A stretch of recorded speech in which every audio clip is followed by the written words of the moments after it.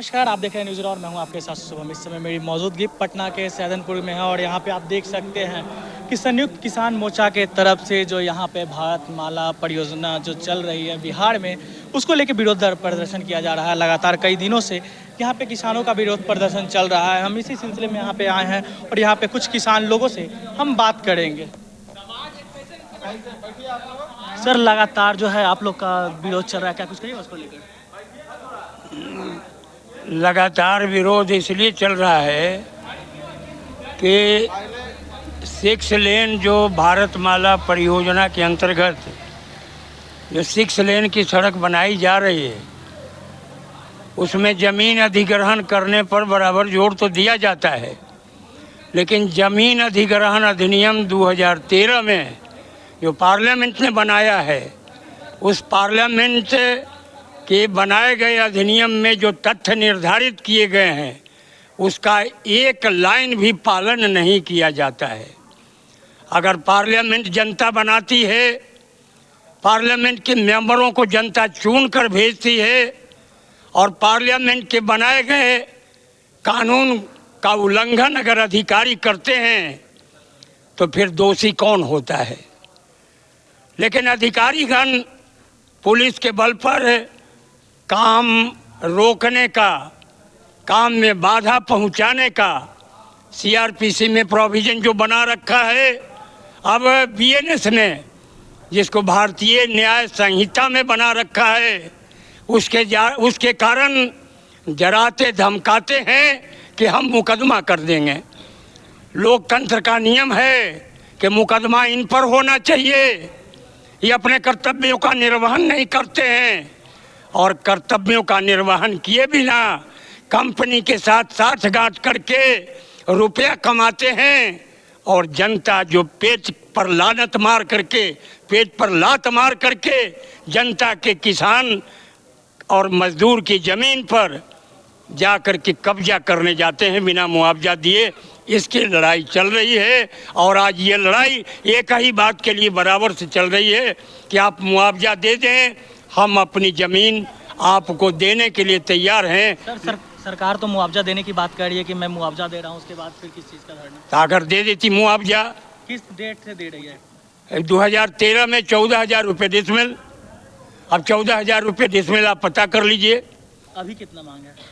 अभी मांग है कि जो कानून में बनाया गया है कि जो बाजार मूल्य है, मार्केट वैल्यू है, उसका 4 गुना आप दीजिए। वो कानून है तो उसके हिसाब से उनको देना चाहिए। 2016 में सरकार ने अपने परिवर्तन किया है, ज़मीन का वर्गीकरण किया है और वर्गीकरण में ये सारे इलाके को कॉमर्शियल मान लिया है। लेकिन अब आप समझ लीजिए कि सरकार कहती है कि वो आपसे टैक्स लेने के लिए वर्गीकरण किया गया है, जबकि हिंदुस्तान का जो संविधान है वह भेदभाव का इजाज़त नहीं देता है। तो आप समझिए कि हिंदुस्तान के संविधान का उल्लंघन कौन कर रहा है? ये नौकरशाह के जरिए जो पार्लियामेंट में बैठा, जो भारत से प्रधानमंत्री और विधानसभा के मुख्यमंत्री, उल्लंघन तो वे लोग कर रहे हैं। कानून का दबाव किस पर बनाते हैं? आम किसानों पर, जिनके बेटे और जिनके जीवन निर्वाह का एकमात्र आधार फसल उगाना, और अब बाढ़ में फसल सब दह गया, उसका भी भोग इन्हीं के ऊपर सरकार 7,000 देगी। 7,000 में सालों भर खाइए। आज जो है संयुक्त किसान मोर्चा की तरफ से धरना किया गया है, क्या कुछ कहिए? हम लोग भारतमाला के जो 4 लाइन पास हुआ है, हम लोग के सैदनपुर गांव, बहुतों गांव जा रहे हैं, इसमें दौलतपुर जा रहे हैं, अलावलपुर होते जा रहे हैं, सभी गांव में बहुत गांव का ज़मीन जा रहा है, किसानों का ज़मीन जा रहा है। इसमें सरकार ही तैयार की है कि जो भी ज़मीन एक्वायर होगा उसके 4 गुना, मतलब 4 गुना मुआवजा दिया जाएगा सरकारी रेट से। वो मुआवजा हमको चाहिए, हम अपने ज़मीन देने के लिए तैयार है, लेकिन मुआवजा के बाद, मुआवजा के पहले नहीं। अच्छा, अभी किस डेट के हिसाब से मुआवजा दी जा रही है? अभी 13 साल पहले की डेट से मुआवजा देने की बात हो रही है और 13 साल पहले भी वो रेट नहीं था। और आज मेरा ज़मीन में आप ले रहे हैं, आज हमको पैसा दीजिए तो आज के रेट से हमको चाहिए पैसा। ज़मीन देने ठीक है, विकास के लिए ज़मीन देने के लिए तैयार है, लेकिन हमको उचित पैसा, उचित मुआवजा चाहिए हम लोग को। अगर उचित मुआवजा नहीं मिलता है तो हम लोग को जो करना पड़े, जितना तक जाना पड़े, कुर्बान भी होना पड़ेगा, तो हम लोग कुर्बान होने के लिए तैयार है। कि किसानों के लिए हम लोग साथ होकर के, एक साथ सभी किसान खड़ा होकर के सब लोग कुर्बान होने के लिए तैयार हैं। अच्छा, अभी सर लगातार कई दिनों से ये धरना चले, आगे कई दिनों तक ये धरना चलेगी? जब तक चलेगा हम लोग चलाते रहेंगे, जब तक बैठे होगा हम लोग बैठक करेंगे, हम लोग हार नहीं मानने वाले हैं। सर लगातार देखा जा रहा है कि कई दिनों से ये धरना चल रहा है, क्या कुछ कहिएगा इसको लेकर? हाँ, हम लोग का मेन डिमांड है कि भाई उचित मुआवजा मिलना चाहिए। हम लोग 4 साल से संघर्ष कर रहे हैं उचित मुआवजा के लिए। अब सोच सकते हैं कि ये ज़मीन है जो कि NH के किनारे है, इसको 42,000 के कट्ठा दे रही है। कोई भी इस चीज़ को समझ सकता है कि आम आदमी समझ सकता है कि क्या रेट होना चाहिए, और कानून में ही प्रावधान दिया गया है कि बाजार मूल्य पे देना है। हम लोग कोई भी वैसा अधिकारी अब मंत्री नहीं है जिससे कि नहीं मिल चुके हैं इस मामले को लेकर के। क्या कुछ आश्वासन दिया जाएगा? बस यही दिया जाता है कि भाई मिल जाएगा, आप लोग संघर्ष कीजिए, संघर्ष में ही कुछ मिलना है। खुद हमारे सांसद कहते हैं, विधायक कहते हैं, और भी नेता हैं, मंत्री जी कहते हैं कि भाई बिना मांगे कुछ नहीं मिलता है, इसलिए हम लोग मांग रख रहे हैं अपने। अच्छा, लगातार ये भी देखा जाता है कि जब आप लोग का काम शुरू होता है, लगातार कहा जाता है, कई पदाधिकारी आके यहाँ पे समझाने के भी प्रयास करते हैं। हाँ, समझाने का प्रयास सिर्फ इसलिए करते हैं कि भीड़ यहाँ से शांत हो जाए, हमारा काम निकल जाए। अभी 24 मई को आए थे आपका DLO साहब रंजन चौधरी सर आए थे, उन्होंने कहा था कि भाई अरे ये सब ज़मीन तो बड़ा महंगा ज़मीन है, कि ये तो गलत दे दिया है। उस समय हम थे नहीं, 2021 का मामला है, उस समय हम नहीं थे कि आइए आप लोग का हम करेक्शन कर करके दे देते हैं कि सारा ज़मीन है जो कि रोड के किनारे बसा हुआ है। उसके बाद जब वहाँ पर गए तो बोले कि ठीक है अभी तो दिया नहीं है, कि आपका कोर्ट में जब ऑर्डर आएगा तब हम दे देंगे।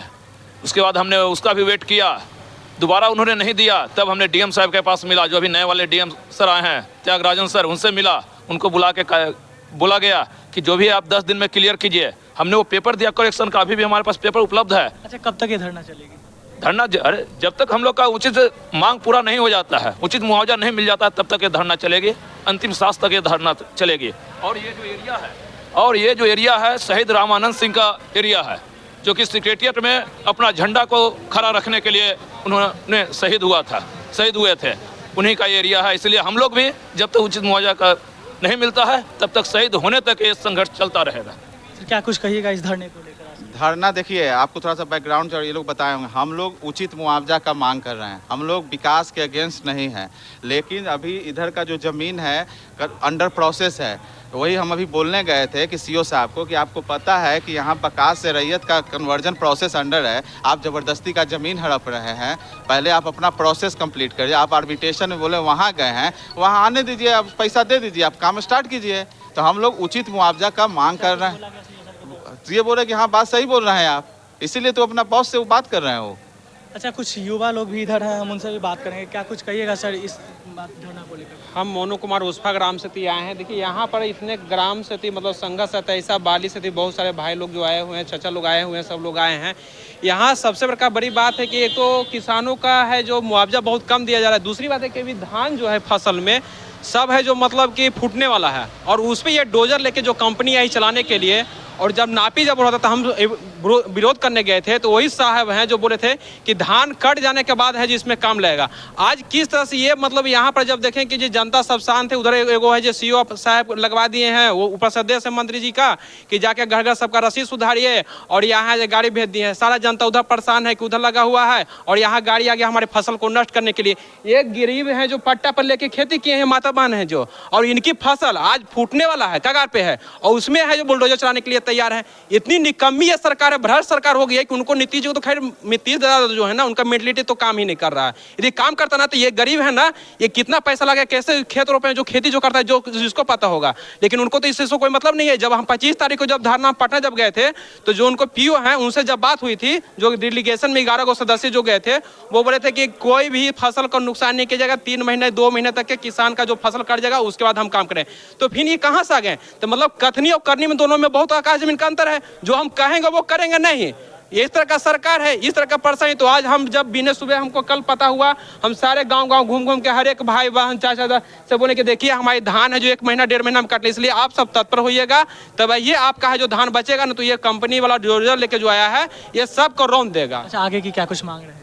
हमारा क्या मांग है कि जो सबसे पहले जो धान कटने वाला जो है, जो गरीब बेचारे हैं जो सब आए हैं यहाँ पर, माता जो भी गांव से आए हैं, जो पट्टा मनी पट्टा करके जो खेती किए हैं, कम से कम 2 महीना कम से कम इस चीज़ को रोका जाए, ताकि वो जो भी है अपना धान काट लें। और जो हम सबका उचित मुआवजा, उसके लिए तो हम सब लड़ ही रहे हैं, बिल्कुल लड़ रहे हैं। कमिश्नर के यहाँ मेरा फाइल भी हो रहा है, 27 तारीख का डेट भी है, तो जब वहाँ भी अंडर प्रोसेस है, तो वहाँ से जब आ जाएगा जो मेरा सम्मत है, जो कानूनी सम्मत जो है रेट वो मिलता है, तो फिर आप अपना काम अपना लगा लीजिए, कोई दिक्कत नहीं है। हम थोड़े बोले कि हम जमीन नहीं देंगे, लेकिन हमें जो मुआवजा है वो उचित मुआवजा मिले। और हम सब में धान रोप दिया, और धान मतलब कि सब बर्बाद करने के लिए आए हुए हैं।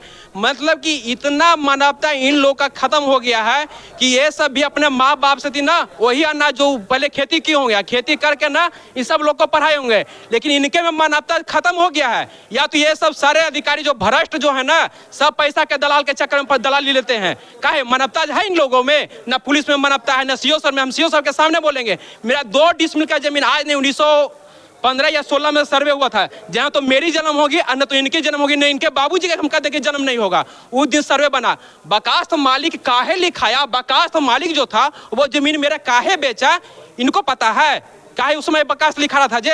है पता? कहीं पर लिखा हुआ है कि बकास मालिक का मतलब कुछ होता है जे? कितना सारा उस समय के बात हुआ, उस बता के किसी को बता के गए हैं कि पूर्वज कैसे उस जमीन को लिए हैं जे? 2 डिसमिल के लिए जब हम लॉक कराने गए थे, तुम्हारा सौंसे जमीन जो बकास्त है, मतलब 2 डिसमिल जमीन है, आज नहीं रसीद, उसका कब का रसीद कट चुका था 2012 में। उससे पहले दादा हमारे लोग कटवा रहे थे रसीद को, उसको ये बकास के जब पैसा हम दिए 12,000 रुपये, तब जाकर अनलॉक मेरा हुआ है। ये हालात है, सीओ साहब के सामने हम बोलेंगे। किसान भाइयों को जो भारत माला जो अभी प्रोजेक्ट जो चल रही है, उसमें किसान भाइयों को 4 गुना मुआवजा मिलना चाहिए। हम लोग का यही मांग है। आज के जो रेट से उचित जो रेट होता है, उसके अनुपात में इनकी मुआवजा मिलनी चाहिए। मेरा मुख्य मांग यही है। सर, लगातार किसान लोग यहाँ पे धरना दे रहे हैं, क्या कुछ कहिएगा? वो भारत आमस दरभंगा का अलाइनमेंट का एक पार्ट है, और इसमें इन लोगों की मांग कुछ रेट को लेके है। रेट का इशू है, मुख्य इशू जो है रेट को लेके है। तो उसके लिए इन लोग खुद बता भी रहे हैं कि हम लोग अपील में गए हुए हैं कि सर अपील का केस की सुनवाई है, उसके बाद काम को आगे बढ़ाइए।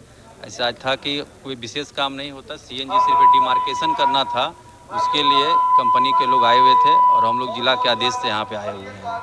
सर, आप सीओ हैं, लोगों का कहना है कि कुछ दिन पहले आपने कहा था कि किसान का फसल कट जाएगा, उसके बाद जो है काम शुरू होगा, लेकिन बीच में ही काम शुरू कर दी गई है। फसल तो कट गई जिस समय आए थे, उसके बाद पुनः फसल फिर लग गई। जिस समय फसल लगी हुई थी उस समय दलहन लगी हुई थी, तो उसमें फसल कट गई।